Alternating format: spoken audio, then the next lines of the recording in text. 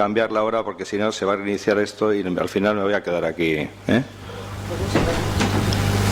Pues nos vamos a quedar, ¿no? Ponemos aquí a las 6 de la tarde. ¡Hala! Ya está. Bueno. Muy bien. Bueno, muchas gracias por la presentación. Y bueno, vamos a ir a la parte más práctica. Efectivamente, Iñaki ya ha comentado que hemos hablado poco de medicina del trabajo, pero ahora vamos a hablar de medicina del trabajo en un aspecto importante. Por la plantilla del Ayuntamiento de Bilbao, y voy a poner el cronómetro para que no se me pase de tiempo, como veis, está bastante envejecida. Si os fijáis en la pirámide de edad, no es una pirámide, puede ser una columna perfectamente, ¿no?, de la alhóndiga, y veis que a partir de los 50 años, cómo está el percal, ¿no? Bien. Nosotros tenemos una plantilla en la cual hay todo tipo de actividades, de turnos, de tipos de trabajo. Y la organización del servicio de prevención cuelga de la Subdirección de Recursos Humanos, que a la vez tiene una coordinación, es un servicio de prevención mancomunado y que tiene todas las especialidades. Este es el organigrama. Y damos servicio al Ayuntamiento y a todas las empresas municipales. Sí quería agradecer, porque voy a hablar de los efectos del envejecimiento, pues a todos estos ponentes que me ayudaron a preparar la presentación, y que son Aitor Guisasola, Iñaki Riaño, el profesor Juan José Zarranz, Santiago Vidorreta y el profesor Durán de la Colina. Bien, yo creo que esta reflexión es válida siempre, ¿no? El envejecimiento no es una enfermedad, sino un proceso biológico que se asocia con una disminución de la capacidad funcional de varios sistemas fisiológicos de importancia clínica y que puede venir acompañado de enfermedades crónicas y degenerativas. Es importante porque aquí estamos hablando solo de edad, no estamos hablando de patología. Yo creo que esta diapositiva también refleja un poco lo mismo, ¿no? Si la leéis, voy a pasar rápido para no entretenerme demasiado. Y los efectos naturales del envejecimiento afectan fundamentalmente a la visión, a la audición, a la musculatura y el sistema osteoarticular y la pérdida de capacidad de asociación de ideas y de atención fundamentalmente.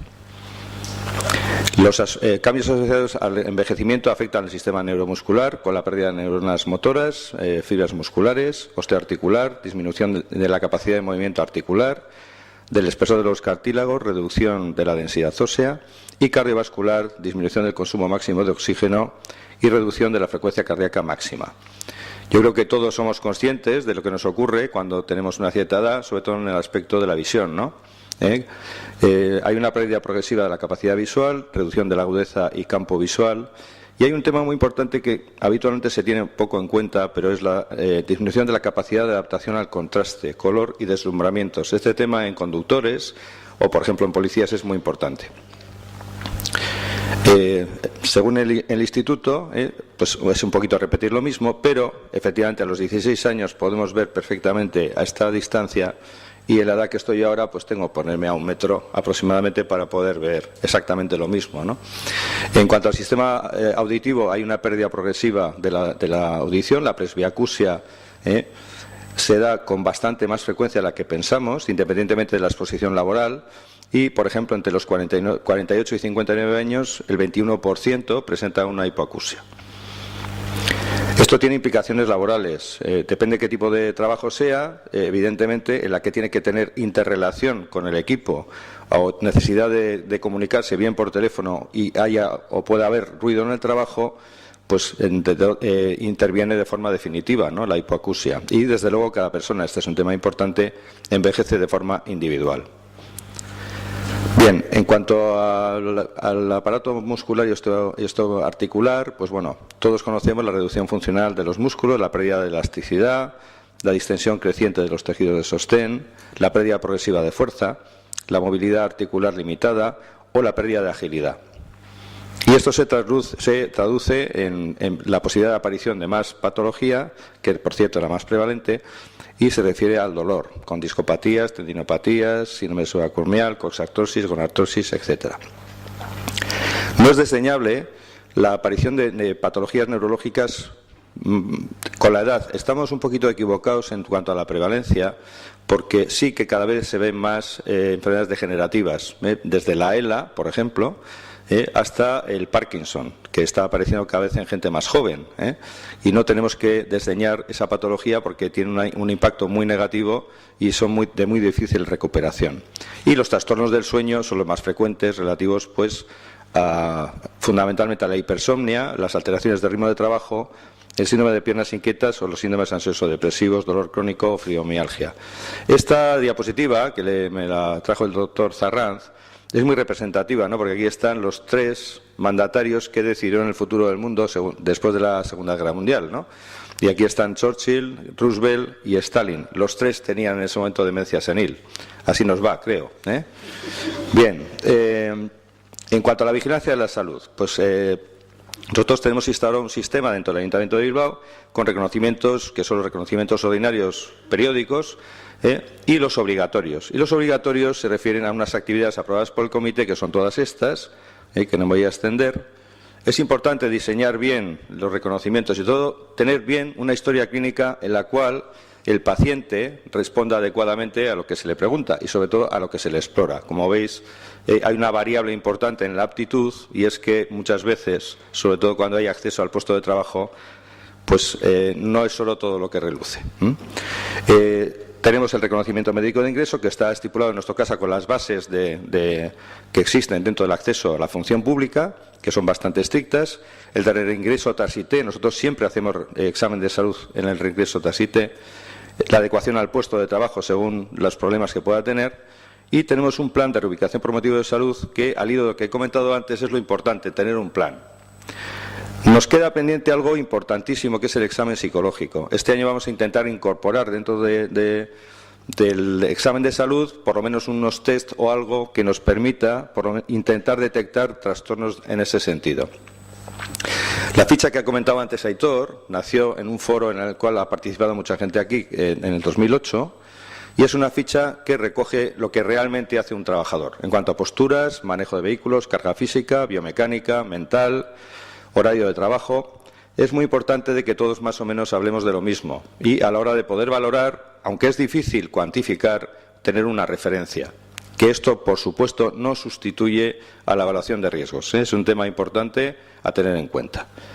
Bien, os pongo uno, por ejemplo, del agente de inspección vecinal, que hemos comentado antes, y si os fijáis, bueno, pues aquí aparecen todos los riesgos ponderados, y en eso nos hemos basado en gran medida, aunque con más pulido, por decirlo de alguna manera, las fichas que hemos utilizado en el estudio. Bien. Bueno, en la identificación del requerimiento de los puestos de trabajo, de las fichas, podemos obtener todo esto, y es muy importante la nueva adaptación de las fichas, que va en ese sentido, es a la edad y no tanto a la patología. Es un tema muy importante para poder determinar luego qué tareas se pueden modificar o se pueden asignar. A ver si esto quiere ir. Ahora. Y entramos en el campo de juego, que es un campo de juego bonito que últimamente nos da bastantes disgustos, ¿verdad? Pero bueno. Y en la integración de la prevención, como decía antes, es imprescindible la participación de todos. Y esto está dentro del plan. El plan tiene que recoger la participación de los propios trabajadores, en este caso funcionarios, y de todas las áreas implicadas, la propia área de la que dependen, que ahí nosotros hablamos de áreas porque prácticamente un área es una empresa. Tenemos áreas que tienen 1000 y pico funcionarios, ¿no? Y el estudio que ha presentado Aitor, que ya lo hemos comentado, va en este sentido. No hay que olvidarse que todos venimos a trabajar por dinero, ¿verdad? Y nos vamos a equivocar. Los aspectos económicos son muy importantes y los beneficios que se pueden obtener, y esto hay que regularlo y tiene que estar recogido dentro de un plan, porque si no el plan va abocado al fracaso. Es muy importante respetar este aspecto. También es importante el que no haya y que sea un plan que se pueda identificar realmente y que sea objetivo. Es decir, que no se pueda utilizar por una parte ni por la otra, como nos pasa habitualmente en prevención y en salud, para fines que no son tales. Digo esto porque enseguida entra el lizo, si en estas horas puedo, pues le voy a bajar el sueldo o voy a cambiar los complementos, o el sindicato dice que tengo que subir, ¿no?, el riesgo por este motivo. Este no es el plan. Este es un plan de prevención y que tiene que ver con la adaptación a la edad. Tenemos un plan de reubicación por motivo de salud aprobado en el 2004 que regula sobre todo los temas de salud y edad. Ya se regulaba en el 2004 un tema de edad. Se habla de la normativa aplicable, de la resignación dependiendo de la edad y dependiendo también si había una incapacidad o no. Y hay un procedimiento que es muy importante, que se objetiva con un tribunal médico que está compuesto por médicos externos, de Osalan, del Departamento de Salud, un médico forense, y con la parte jurídica, que es muy importante para el encaje luego dentro de la RPT y dentro de la adscripción a un nuevo puesto de trabajo.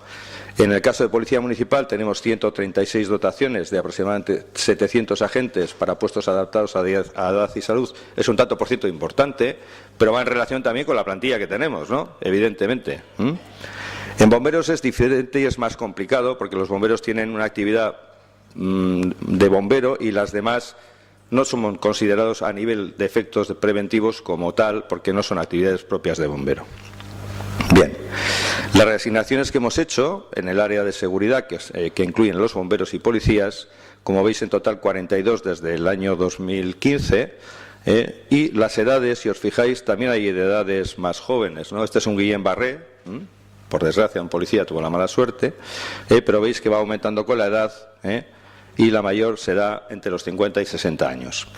En base a este estudio, estamos estudiando un cambio organizativo. Ahí vamos, las tareas de la unidad de inspección vecinal, y por decirlo de alguna manera, que se puede hacer de forma efectiva, es distribución de tareas, depende a qué eventos vaya a ir.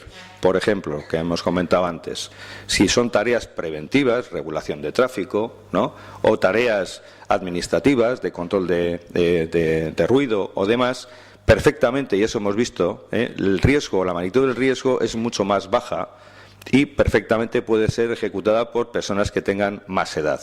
No hemos puesto el nivel de edad porque eso tiene que ir dentro de un plan que sea factible y tiene que ir progresivo y haciéndolo poco a poco.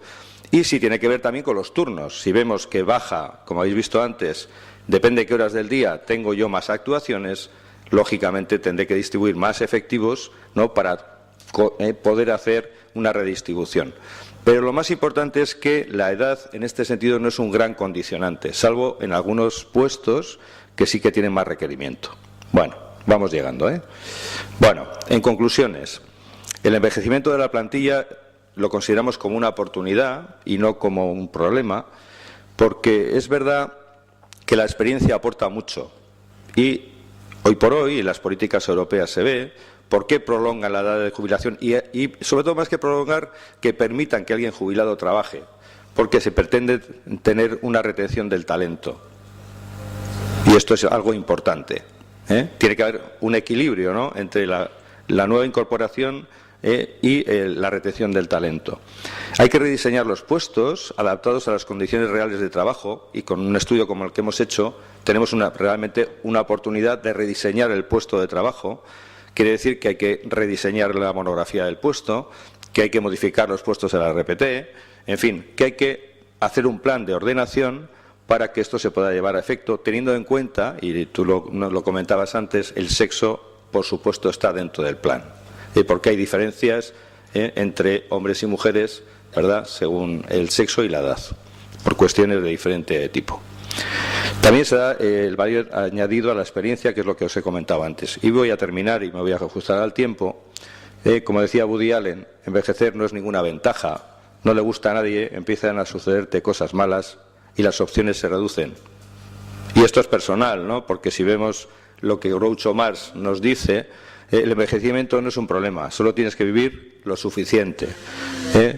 Y os lo agradece pues un veterano. Muchas gracias.